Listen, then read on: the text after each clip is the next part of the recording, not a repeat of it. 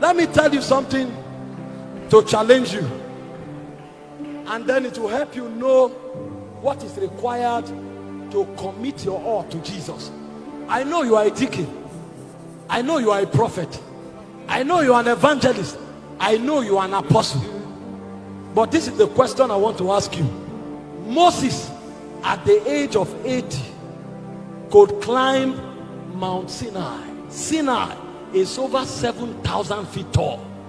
I don't know how many days it took him, but an 80-year-old man will climb Sinai and they will wait in prayer for 6 days, for 8 days, until God will appear. And God will tell him, I will not go with you. And he will tell God, if you don't go with us, we will not live here. So the man challenged God and told God, if it means tarrying here until I die, I will tarry, but you must go with me. And God will have no choice but to go with Moses. Meanwhile, we have the Holy Spirit. We are 30 and 40 years old, yet we can't wait until we hear the sound of heaven. We can't wait until we see him that dwells in secret. Moses pursued God until Moses could find God anywhere. If God was in a pillar of fire, Moses knew. If God was in a smoke, Moses knew.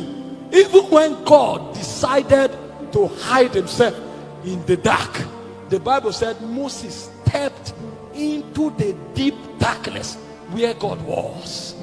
The guy could search God. He could seek God, search God, and find God.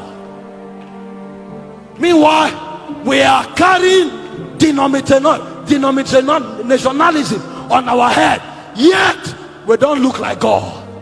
Our goal and our title are in mundane things. When you get to heaven, there is no one denomination there. It is called the Church of the Firstborn, and the Church of the Firstborn has the image of God. How come every Christian in the East look like an Easterner? How come the Christians in the West looks like the Westerners? How come the Christians in the Middle Belt look like Middle Belters? How come we have not ascended to heaven, where the spirit of just men is made perfect? We know so much, yet we can show so little. In the days of Enoch, when the story of Enoch was told, they could not even as much as write up to 4 verses, because there was no knowledge to write about. The only thing was that Enoch walked with God and was not. It didn't just mean Enoch disappeared. What it meant was that Enoch walked with God until when you see Enoch, is God you see, not Enoch.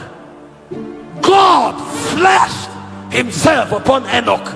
Enoch became a manifestation of God to his generation. Enoch, they didn't write 1 chapter because it was not about mental knowledge. The man just walked with God. He said, Noah, being warned of God, he moved with fear.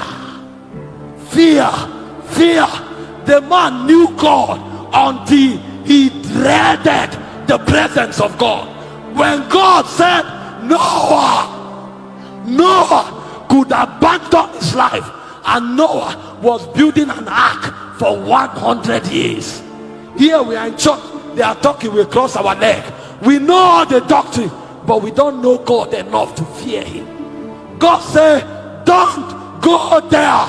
The guy goes and come back and say, I'm sorry. You don't know that God. When you know him, you will tremble.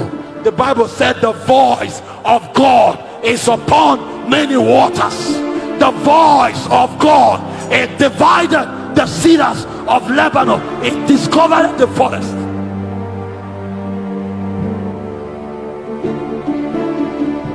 We have all the titles. This man didn't have titles. He just called him Noah. But Noah knew God to a degree that the Bible said because of Noah, his generation was judged without title. But Noah had the fear of the Lord, and the Bible said God accounted it to him for righteousness. There was no doctrine of righteousness taught, but by fear he stepped into the economy of righteousness. Today, to introduce a man only, we will read 5 chapters to introduce a man, yet there is no territory that trembles because the presence of God is there. But in the days of old, they just called them Allen. But wait for Allen to enter your city. If Allen visit your city for 6 months, men will stop alcoholism. He won't talk to them, but he just entered your city.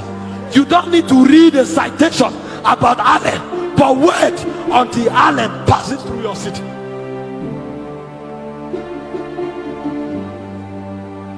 Wait until Catherine Kuhlman visits Onisha, and then even the crippled guy that you knew for 30 years crippled will start walking before your eyes. There is no rema, there is no mystery. She had power with God.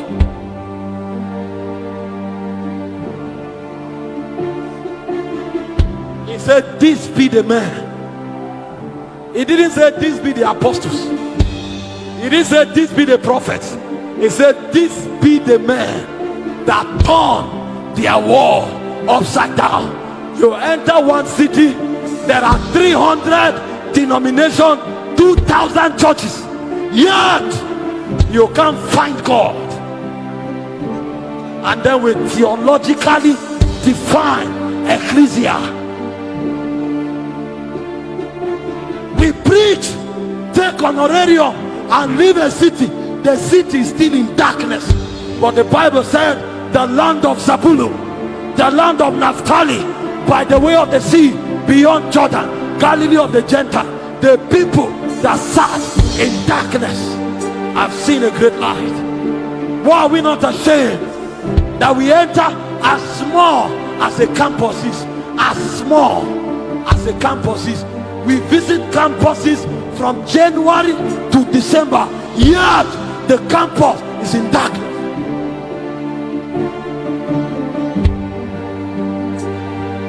Because the church is yet to manifest in the brightness of our regalia.